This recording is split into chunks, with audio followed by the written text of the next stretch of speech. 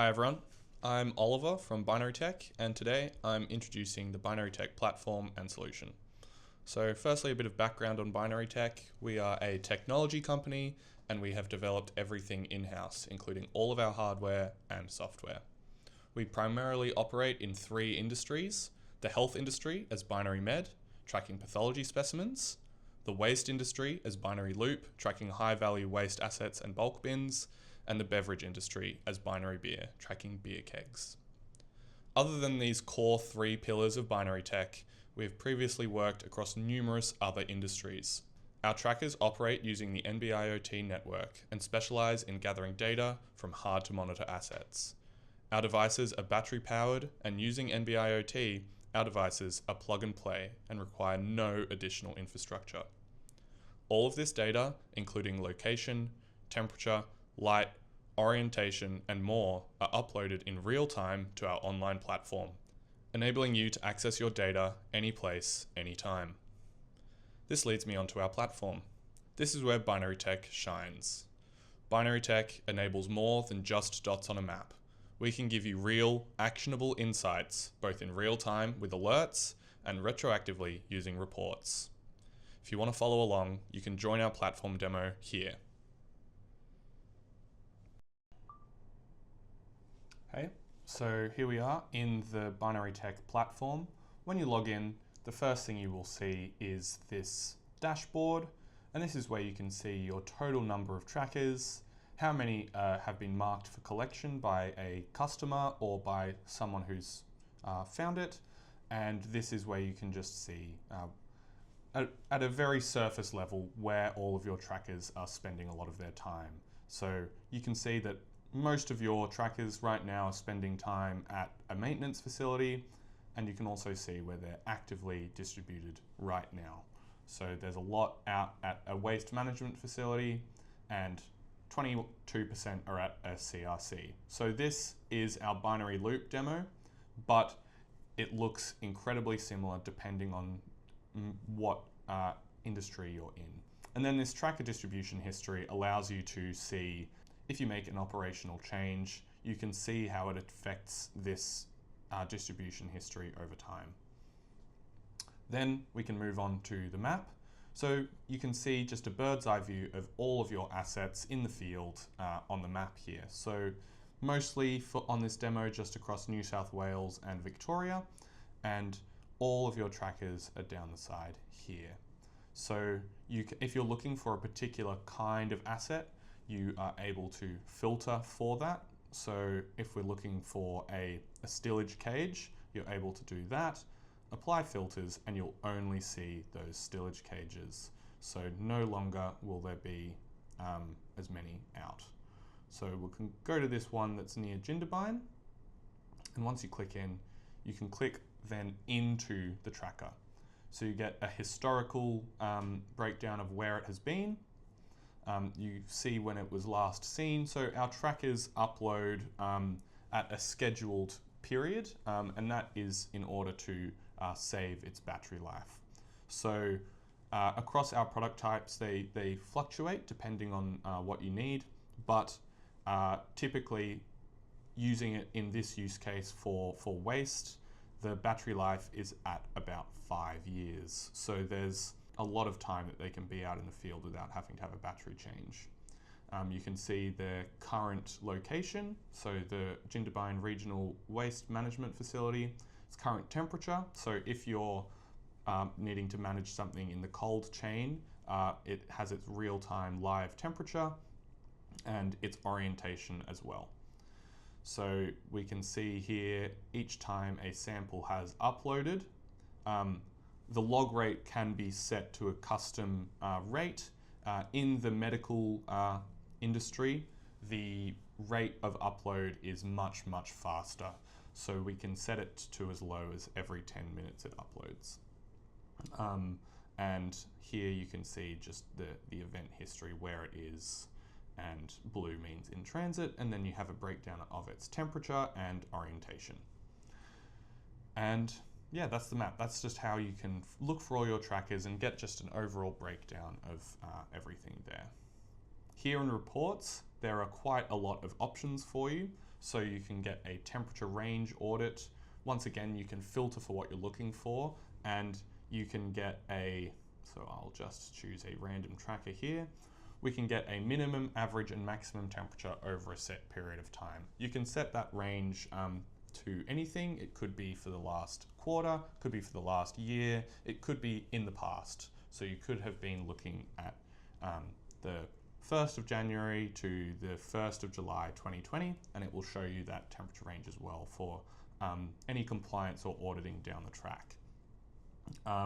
Temperature events allows you to identify times when it has left a certain set range.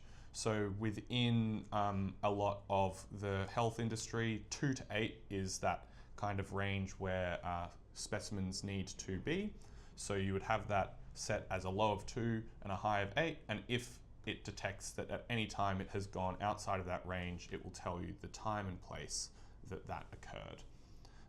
And then in place reports, you can see how much time is being spent by assets at certain locations, which can help you identify where potentially your assets are going stagnant. Maybe they need a sales call to get those assets moving again and start making you money. And then the location audit just allows you to get a very, very quick report of where all of your trackers are at any one time. So it tells you where the majority of your assets are, and if that's at a warehouse, that's probably okay, but if it's at a random customer site, that's probably a problem that you need to get onto. We also have route audit, which allows us to see how often certain routes occur.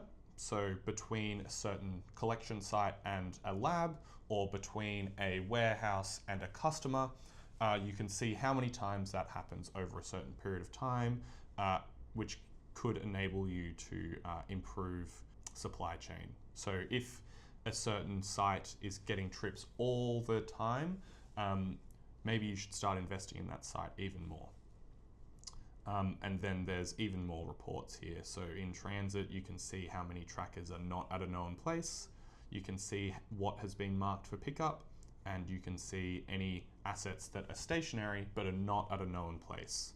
And the way we do that is when you join us, we set up a geofence around each of your sites. So whether that is an internal site, so a warehouse, a factory, a laboratory, a grocery store, whatever it is, we can do that, and then also customer sites as well.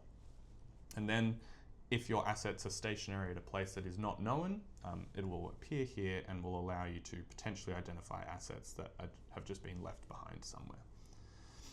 Alerts is where you go to have, so this is where you act on real-time information. So for example, if you know that somewhere is a problem location where theft often occurs and you don't want to be going to that site anymore, you can set up a geofence around that area, and if your assets arrive there, you can get an alert and you can go and collect them again, for example. Or if you have a temperature sensitive shipment, you can set up ranges. I'll use the example of 2 to 8 degrees again, and the moment it exits out of that range, you will get either an email or SMS alert, and it's very, very flexible how you set that up. So this is what it looks like. You can name them email, phone number, and webhook. So a webhook means we can send alerts also to Teams channels, Slack channels, Google Meet, whatever your company uses as internal communication, we can send alerts there too. The conditions, we have lots and lots of options here, and then triggers as well.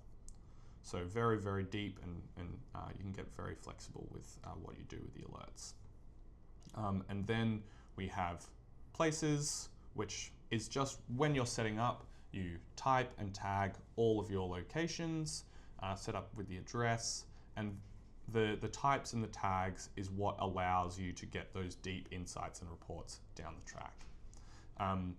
Place allocations, if you are a certain, if you require customers to have place allocations. So place allocations means if you have a certain requirement of assets that a customer needs to have, you can set a allocation of, for example, they've bought 5 bulk bins, so they need to be having 5 bulk bins there at all times.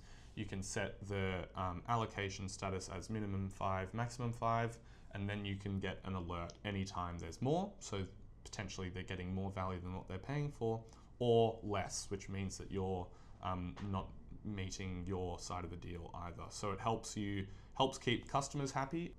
And then suggested places has been developed for industries where there are a huge number of locations that you ship assets to, and we can detect addresses that have assets repeatedly going to and fro, and we're able to put in that address here, and you can then review it and add it into your database if it is in fact one of your customers. In trackers, the same thing, so you're able to see all of your trackers. You can then type and tag them, and this also helps you to get all of those alerts and reports really, really specific. And then pickup requests. This allows potentially customers to request for the asset to be picked up, which can reduce unnecessary calls with the customer, saving time, and makes them a little bit happier too, because when you have this in your system, pickups happen faster, so they're not having to babysit your asset for very long. And then we have users and organizations as well, and that allows you to add users. So as part of the platform cost, there's unlimited user seats, and organizations just allows you to differentiate between certain organizations or states if you want to split up your fleet a little bit more. And yeah, that is the platform. If you would like to learn more, please reach out to us and we can help you no matter what industry you're in. If you have assets that move around and are difficult to track, we can help you. So yeah, thanks very much everyone, and we'll see you soon. See you later.